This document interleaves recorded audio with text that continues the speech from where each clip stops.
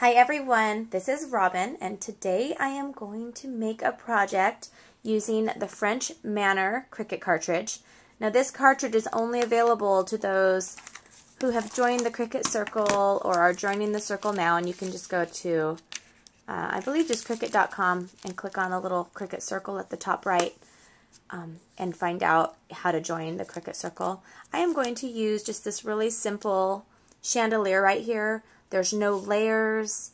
I'm just going to do this by itself, a shadow. But I'm using something really cool. This is called the iRock by Imaginess. And I'm sure most of you, some of you already have it, have already heard of it. I've never held one before. My friend Mary brought one over for me to try out. And I believe that they are unavailable right now online, but you can pre-order them, the new batch or whatever, but they are awesome. And I can't wait to get mine. I'm so excited. So I'm going to show you how to use that. With the chandelier, I haven't quite made this card yet. I kind of in my mind maybe know what I'm going to do. This is going to be, like I said, a really easy, simple card. I just want to kind of demonstrate the French Manor and how to use the iRock. These are the colors I'm using. I'm using pink, black, dark pink, and I'm going to use gray for the chandelier. And I'm making this a 4 1/4 by 4 1/4 card. This will fit in your standard A2 size envelope, which is will fit a 4 1/4 by 5 4 1/4 by 5 1/2 card. Okay, so let's head on over to the Cricut, and we're going to cut the chandelier right here. All right, I have my French Manor in my machine over here. I've got my overlay on, and my mat is loaded, and I'm going to cut this chandelier right here. Let me see where the chandelier is on here. Okay, the chandelier is kind of in the middle, I believe. Let me find it. Okay, the chandelier is to the right. The chandelier is the top right corner. So I'm going to go ahead and press my chandelier. And I believe I want to start, I'm going to try this at 2 3/4. Right, let's see here. Mine is thinking. There we go. It's like, I'm not sure if I want to cut this, Robin. Actually, I think I want to do it 3 1/2. 3 1/2 might be too big. We're going to, remember I'm using a 4 1/4 by 4 1/4 card. It's looking pretty big, so let me look at my chandelier. Alright, let's pull this out and see how it did. It looks like it did pretty well, so let's go put this card together. Okay, I have my chandelier cut out, and that was the perfect size. So we cut it at, it was cut at 3 1/2 inches. I'm going to fold this piece over. This was cut at 4 1/4. 4 1/4 by 8 1/2. Just going to fold it over. Use this bone folder. This is a Martha Stewart bone folder. One of my awesome viewers sent it to me about a year ago. Okay, and I have my black. The black is cut at 4 by 4. My pink is cut at 3 1/4 by 3 1/4. Now I'm going to go ahead and put my pink on my black. And now I'm going to use a little bit. This is, like I said, this is a really, even probably more simple than I normally do. But I want to add a little elegance of the ribbon. So I'm going to add the ribbon right here. And I'm using my Pink Stamper Cheater method. Ah! And you just use regular tape. Ah! You don't make sound effects like ah! You just do it. And you flip this over. Try not to get it stuck on your nails, like I just did. Try not to do that. Okay, and fold it over and put it back there now. And if it's crooked, you can move it a little bit. There's a little wiggle room. Now let's go ahead and add this onto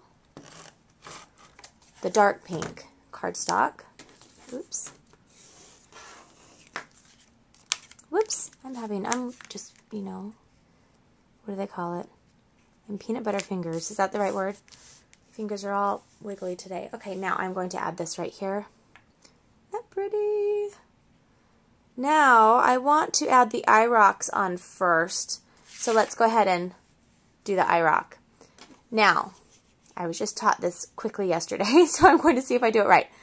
Push it up, and then hold the button to turn it on, I think. That's how you do it. Okay, so I'm going to go ahead and pick my gems. These are one of the ways they come. And I think I just turned this, yeah. I'm going to turn this. Dun, dun, dun, dun, dun, dun. I think I'll use this size here. Let's try it. I'm just going to put one on top of here. You can just kind of place them where you want it, where you want them.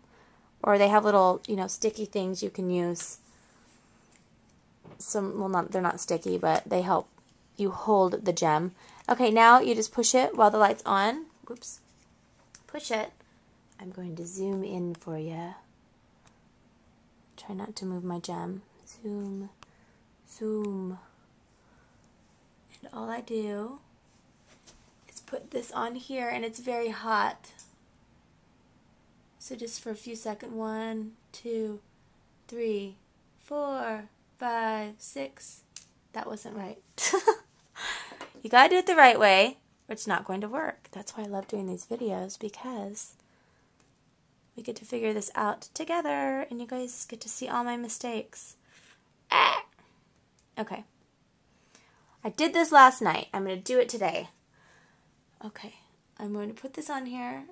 1. You just put it right on top of the gem. 2, 3, 4, 5, 6, 7. Is that good? Nope. That's not good, Robin. 7, 8, 9. Okay, there it's going. I feel it. See it burning it? Okay. Okay, I'm going to try this again. It does work, I promise. I did it last night. Okay. I see it on there. Okay. Okay. Now I'm going to let that cool down for just a sec. Let me make sure that's on there. Yep, that's on there. It's good. So what it actually does is it heats. Let me zoom out so you don't see my blurry image. Ah! Having video issues today. My tripod is kind of broke. Sorry. Okay, so that just makes it stay in place. You don't have to use little sticky things on there. You just put them where you want. So I'm going to finish this out. I'll go ahead and do the iRock off video to finish doing the gems, and then we'll finish the card up. Okay, let's finish this up. I actually got the iRock to work better than I did the first time. You just have to really wait for it to, you'll see it start melting. It'll start moving your gem a little bit, and then you can kind of wiggle it around. It's really easy, awesome. I can't wait till they get them in stock because I want one so bad. Oops, I've got gems everywhere. Okay, so I'm going to have that on here, and look at that, just like it's just all blinged up. Now what I'm going to do first is I'm using some dimensionals by Stampin' Up. And if you'll notice that these are, you know, I don't have very big spaces here, so I'm just going to cut these in half. And I used to do this all the time. When I was a Stampin' Up demonstrator, I was very frugal. And so if you are you need to be frugal with your supplies, you can cut these in half. You can like make things work. And they worked just as great. So this time we do need them small. And I'm going to just place them in little spots. Make sure you're not going to see them on the other side. Put them right through here. And then one last one. Ah! Right through here. I just don't want to see it on the other side. If I see it on the other side, then I'm going to have to take it off. It's not going to work. You can also cut them in fourths, and I've done that in the past too. I think I used to cut them in fourths in the very beginning, so yeah, do what you gotta do, you know.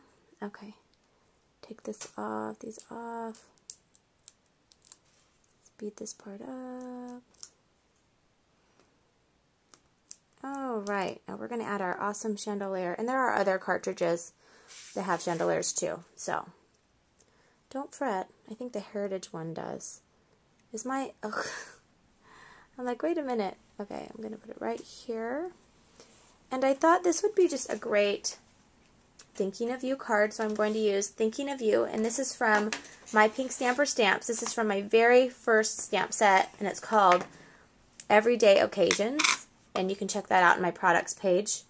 I have 8 stamp sets out right now, and there's some coming to you soon, some more fun ones, so keep your eyes open. And I'm using a black pad, and I'm just going to have the Thinking of You right at the top. Very simple, and we're finished, and you can make a bunch of these to give to your family and friends. So I hope you have a fabulous day. Bye.